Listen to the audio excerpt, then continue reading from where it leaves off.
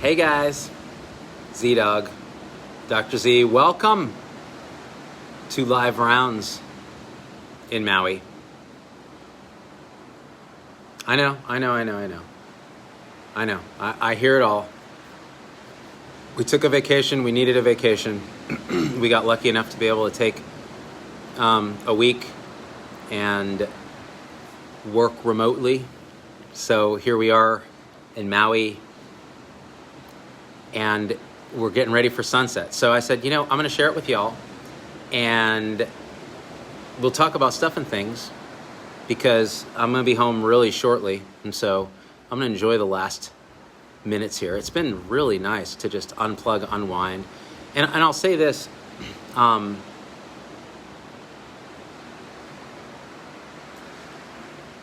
me, my wife, my 13-year-old daughter are all fully vaccinated. My youngest daughter is 9. She's going to be 10 at the end of this week.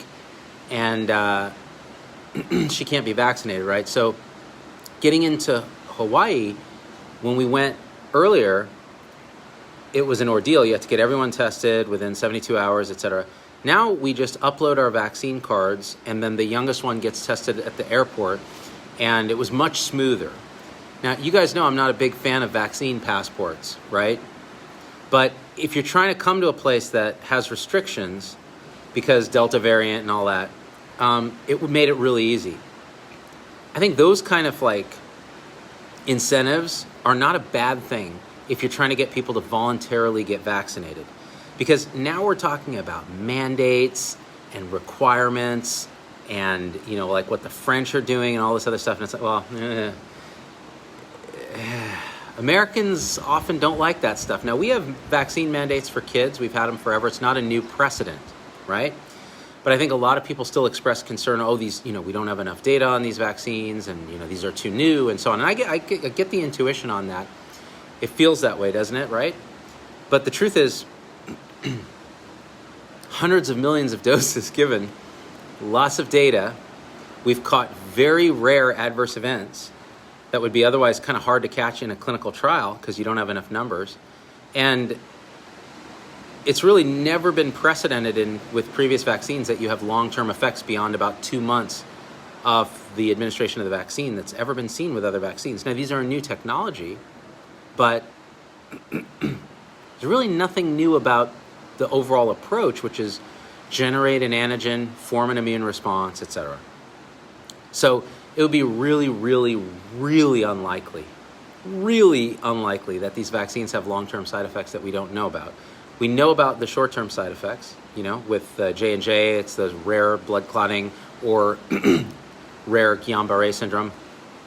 With the mRNA vaccines, myocarditis, very rare, mostly in younger boys and men. And, of course, the symptoms that you get from the vaccine. So I think here I am sitting on a beach. I've had some chance to reflect on this over the week and unplug a bit and think about it and see what's going on with kind of Delta. And Delta is simply, the big thing about Delta is simply that it's just more contagious. So for every one person that's infected with Delta, they could infect 6 people on average. Whereas the original sort of Wuhan strain was more like 1 to 2.5. So one person infects 2.5 people. Now, in both those cases, the pandemic keeps growing because for each person infected, you have more than one person that gets infected from them. But with Delta, it's kind of quite a bit higher. So what that really means is, from all the data that we've reviewed so far, including what CDC is saying about masks and all this, the bottom line is the vaccines are very effective against severe disease, hospitalization, and death, even with Delta. Less effective with straight-up infection, and when Paul Offit was on our show, he talked about that. He said that, this is a mucosal virus. With a certain incubation period, it's going to be very hard to prevent asymptomatic or mildly symptomatic infection, particularly with variants that are more contagious because they have higher viral loads. They seem to infect people more easily. So you'll have vaccine breakthrough that really won't matter that much for vaccinated people. And it may even be that vaccinated people are able to spread it, although not as aggressively as unvaccinated. But really, what this does is it puts anyone who's unvaccinated in a situation where either you get vaccinated at some point, you've already been infected with COVID, and you've had it and you have some immunity from that, which is real, or you're going to get COVID at some point. You're going to get SARS-CoV-2 infection. It's almost inevitable, unless you're hiding on an island somewhere, locked down forever, because of the nature of how these things evolve with variants. So Delta is just more contagious. It's more likely you're going to get it indoors, even potentially outdoors, although less likely, although it can happen. And so it's a really not a very complicated algorithm. If you can get vaccinated if you don't want to get natural coronavirus infection if you haven't had it before. It's really that simple. The risks of the vaccine still pale relative, on average, to the risk of getting natural COVID.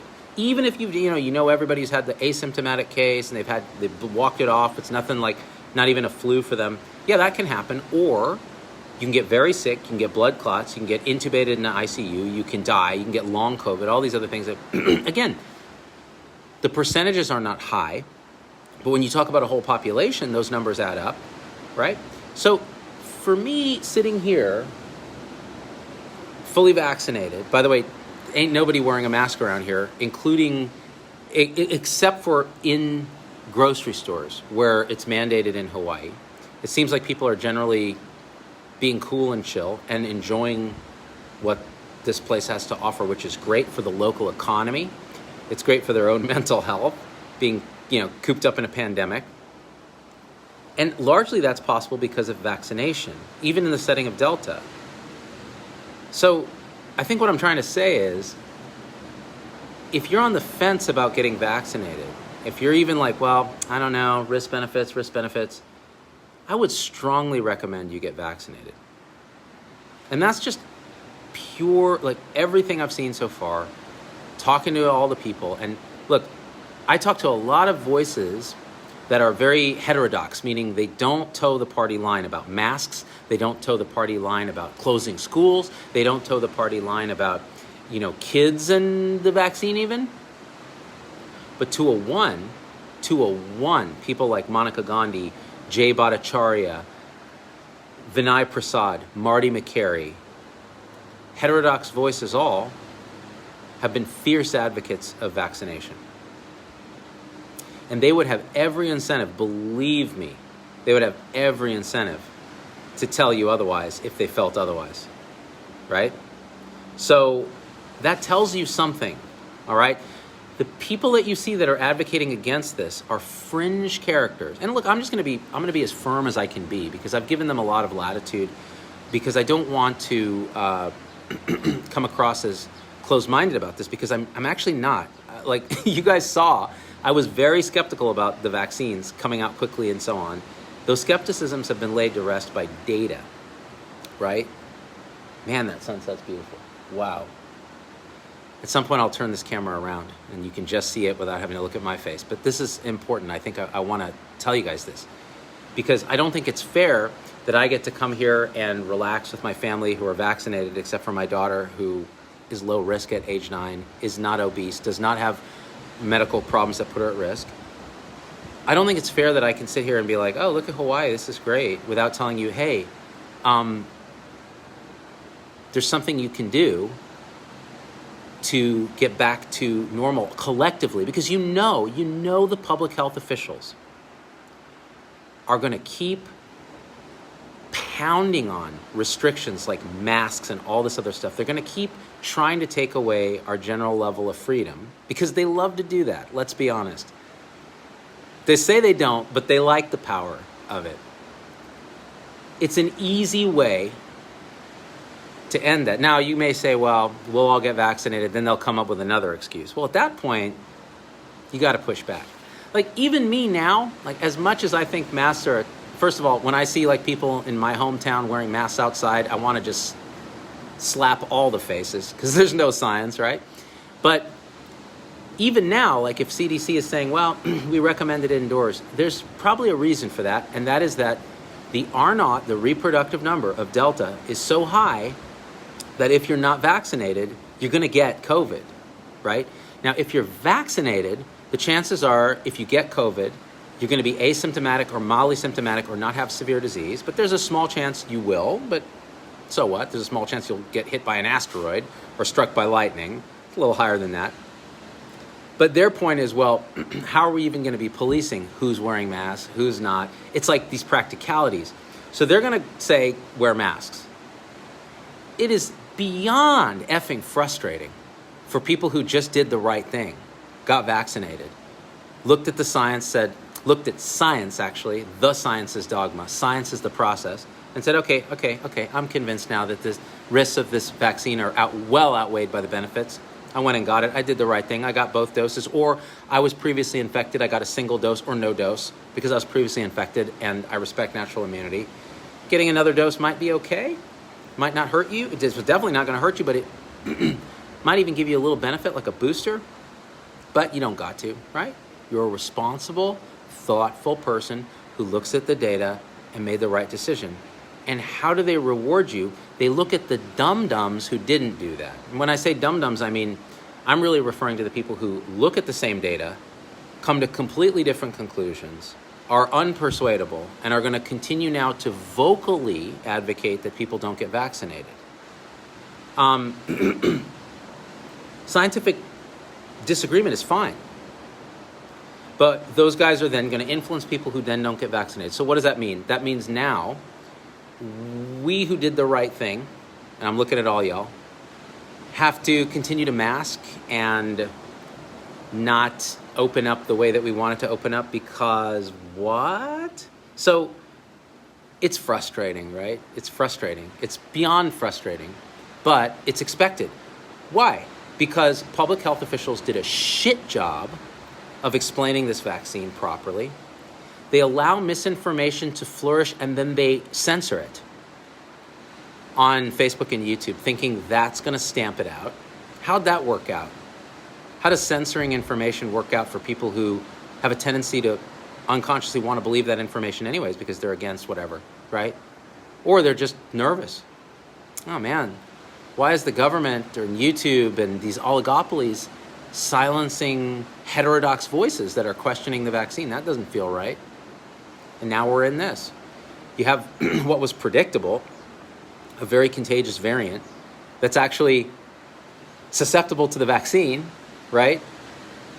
Even the Israeli data with that, there's some prelim data that a Pfizer vaccine is less effective now against asymptomatic and mildly symptomatic disease. Who cares? The key thing is you don't die, you don't end up in the hospital, you don't use up a bed, you're not walking around with long COVID. Isn't that what we want our vaccines for? I don't care if I get a mild flu. It's a pandemic. People lose their lives. I don't want that. I don't want that for my loved ones. I don't want to fill up our ICUs. So that works. Miraculously, these vaccines do that.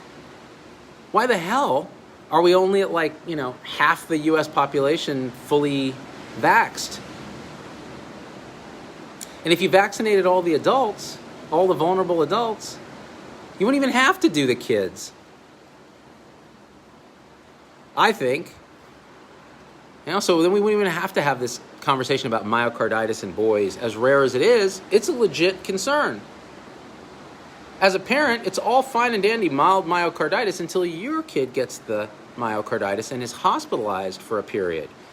Reversible as it is, it's your heart. So how about adults get off their asses and do the right thing?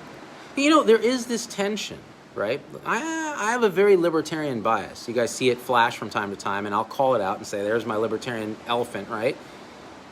And I have liberal aspects, and I have conservative aspects. It's all across the board. But there are times when the tension between autonomy, personal liberty, and community responsibility to the whole, because we are all holes in ourselves and part of a bigger whole. That's just the nature of reality. That's the fractal truth of reality. When we ignore one or the other of those factors too much, no good ever comes of it. The United States was founded on this idea of exactly that tension. E pluribus unum, from many, one. But also, don't tread on me, no taxation without representation, fuck you, Britain, right? All of that is part of the DNA of Americans. What I'd love to see is us balance that autonomy, that fiery disregard for people telling you what to do, if it doesn't jibe with what you think is right for you and your loved ones and your community, with a real sense of oneness with the tribe of Americans and honestly the full world, because we're so interconnected now, for better or for worse. We're fragile. One thing screws up somewhere in the world and we're all feeling it. Someone frickin', gets too close to a bat in Wuhan or lets something loose in a lab in Wuhan. The next thing you know, I'm sitting on a, beach in Maui at sunset talking about vaccination, which is the last thing I want to fucking talk about.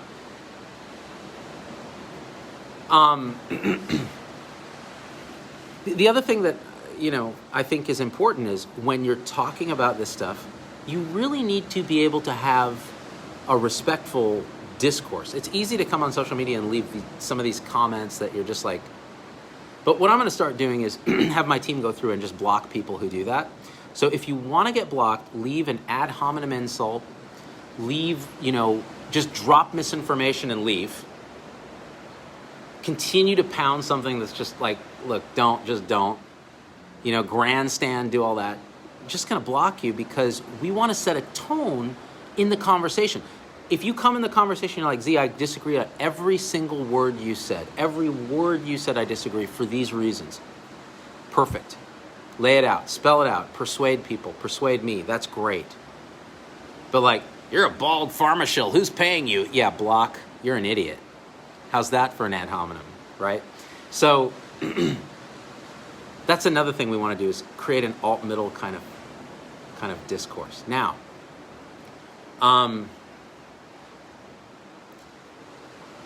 where are we in this whole thing? Look, this is the punchline. Get vaccinated if you can. We're throwing away vaccine, right? That the government paid for. It's already paid for. Pharma doesn't care whether you use it or not. It'll protect people against Delta especially when the fall comes, so that the public health officials can STFU about masks, masking kids, all this other BS, because they're going to ask us to shut down restaurants and do all this crazy shit again. They're going to do that. And I've had it. I don't know about you, I've had it. Look at this. Look at this. Here, look. People outdoors, on a beach, enjoying nature. This is Maui, by the way, for people who are coming late.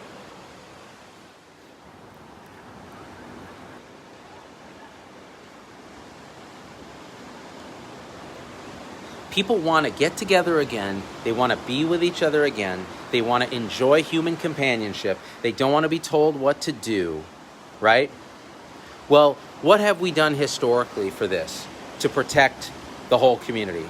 We've asked our children to be vaccinated against common childhood diseases. Why can't adults grow the fuck up, look at the hundreds of millions of people who've been vaccinated without problem, click off the news, click off the internet, go get your damn shot, and get back to life? It's not that hard. This is how I actually feel. Believe me, we've looked at all the angles on this. Every piece of new misinformation. Robert Malone, inventor of mRNA. First of all, God invented mRNA, you dipshit. If you don't even know how to phrase the scientific question, go sit the fuck down and shut up, because you have no business talking about vaccines. That's called the dunning-kruger effect, where you learn a little bit and you think you know everything. We're all victim of that from time to time. The problem with experts, here's the problem with experts. When you get into expertise and you know a lot, you actually underestimate what you know. You really tend to hedge, because you know there's no absolutes, and you assume other people know as much as you. That's the mistake that the experts make, or they feel that people know a lot. Well, they don't. They don't know shit about this. They barely got through high school biology, and we're talking about mRNA telling your cells how to make an antigen, spike protein, and then all it takes is somebody with a PhD from a veterinarian med school, a vet, can come on in Canada from the University of and be like, you guys, it's really scary, but I saw a piece of data in rats that this spike protein is going to give you AIDS. We better stop right now. And what does he have to gain from it? Fame, notoriety. Probably someone's going to pay him to write a book. What's the consequence? Bunch of people who don't know any better listen to the expert that's saying what their unconscious already wants to hear, and they're fucked. The chances are all of them are going to eventually get COVID. Everybody is, unless you're vaccinated. And even then you may get infected with COVID, but you're probably not going to die. And most people who get infected with COVID aren't going to die. Let's be honest. Let's not raise the standard fear-mongering bullshit. I'm just being honest with you. With a reproductive number of 6, the Delta variant will fucking infect you eventually. That's just how it's going to be. Because that's a high reproductive number. That ain't 2.5. All right? So, and we're seeing it. We're seeing it now in the summer, which is shocking. Because in the summer, you're not supposed to see this winter virus surging like this. It means that it's unvaccinated people that are massively getting infected. Some vaccinated people, but again, they're not going to die usually. So bottom line is, hey, you can stop worrying about it if you get vaccinated. If you're high risk, very elderly, multiple comorbidities, immunocompromised, even if you get vaccinated, you need to be careful. You probably still need to distance and wear a mask because the vaccines will be less effective in you. You're the person that's more likely to be in that 10% that could be at risk for severe disease infection. If you've already gotten COVID, according to Paul Offit too, it's likely you're pretty immune against severe disease from Delta as well. If you want to be safer, get 1 shot of the mRNA vaccines, or 2 if you want to be uber cautious. That's it. Acts as a booster for you. It ain't rocket science, really. They did the rocket science for us. At some point, you have to look at people who do this for a living and go, okay, what are they doing? Are they getting vaccinated? Yeah. Believe me. The second that we could. I got vaccinated in January.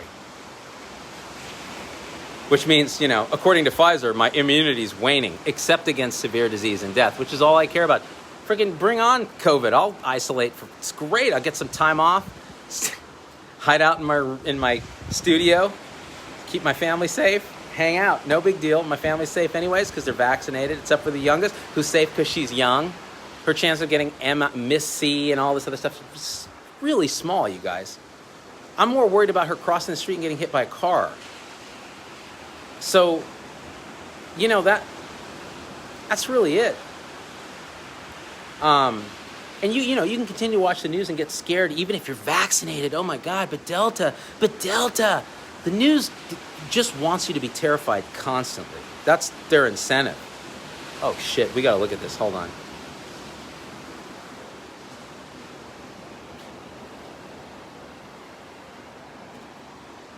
All right, screw the news. Let's not worry about the news at all. Just enjoy the sunset. And remember, things will be absolutely fine because they always are. But if you want to speed it up for you and your family and you're concerned about it, just go get the damn vaccination. That's it. I don't want them to mandate it. I don't want them to force anybody to do anything. I want people to understand the tension between autonomy and community and get that balance right. That's it.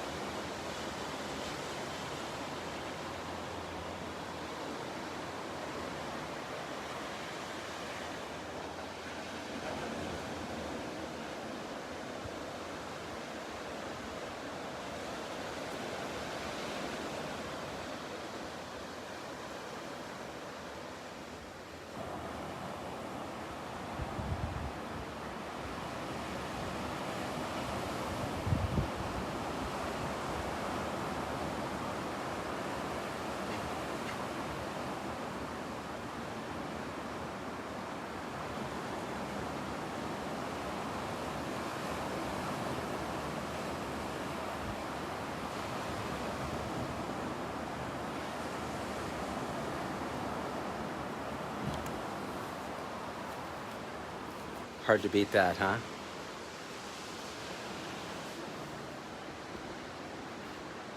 All right.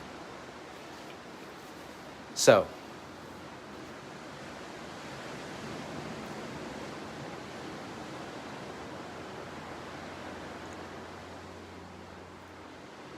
we feel like we're powerless. You know, if you watch the news, if you listen to any of these people on social media, it just feels like it's hopeless sometimes, doesn't it? So many people frustrated. We just got done with masks. Now there's this variant. Now there's that. Now there's this. It's not too complicated. It really isn't. And whatever you choose, honestly, it's what you choose. It's the best choice you could have made for you.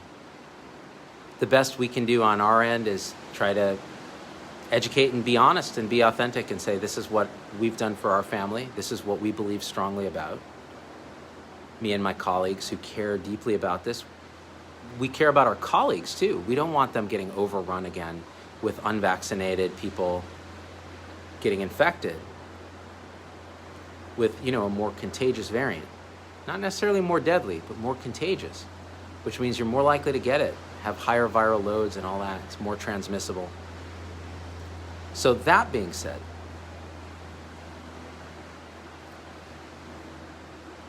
when you find that this stuff is just making you crazy, it's not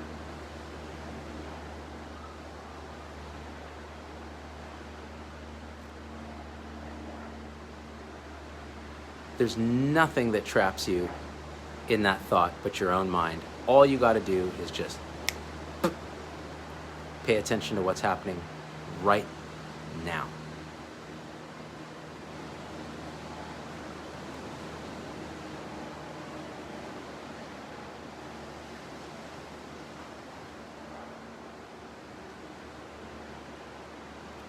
It's always there.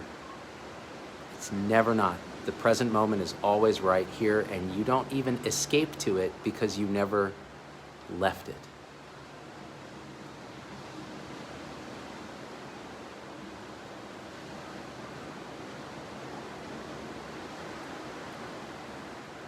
So, I've been doing quite a bit of that on my vacation. Sitting on this balcony, kids go down there, jumping in the water. And for me, it's just sights, colors, sounds, shapes, the wind, the feeling of me sitting in a chair, thoughts going by.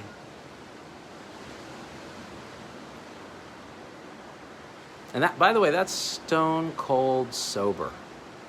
I highly recommend it. It's your birthright. It's what your natural state is, and we're so estranged from it. And we are so conditioned by society and by our education to project out of the present moment.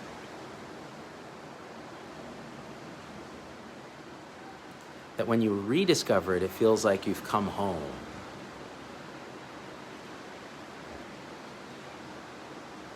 So come home. It's right here. You don't even have to go anywhere. You're already home. All you have to do is open the door. Don't even have to ring the bell. All right, guys. Thanks for spending some time with me. Hopefully this was helpful. I'll be back on the mainland very soon and back to business. All right, guys. I love you. And we out.